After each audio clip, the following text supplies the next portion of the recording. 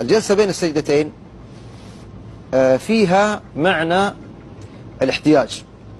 عرفتوا معي؟ الاحتياج والافتقار. لاحظوا الواحد يوم جالس، هذه الجلسة جلسة واحد ايش؟ محتاج. الصلاة فيها أجزاء، فيها تسبيح، في ثناء، في حمد، في دعاء، في الجزء اللي مخصص للدعاء والطلب فقط تدعو فيه فقط، مو السجود. السجود تسبح وتدعو، لكن الذي فيه بس طلب هو ايش؟ رب يغفر لي. الجلسة بين السجدتين. الجلسة بين السجدتين فيها طلب. الجلسة بين السجدتين ركن من أركان الصلاة. يعني ايش ركن؟ يعني تأخذ وقت، يعني تأخذ طمأنينة. حتى في صفة صلاة النبي عليه الصلاة والسلام يحدث أنس رضي الله تعالى عنه يقول إذا جلس بين السجدتين حتى يظن أنه قد وهم، يعني نسي، يظنون أنه قد نسي من ايش؟ الله أكبر. من الوقت. من الوقت. أن يأخذ وقت. يطول. ايوه يطول، يأخذ وقت. تعالوا الآن، ليش يطول؟ ايش فيها الجلسة بين السجدتين؟ ماذا يقال فيها؟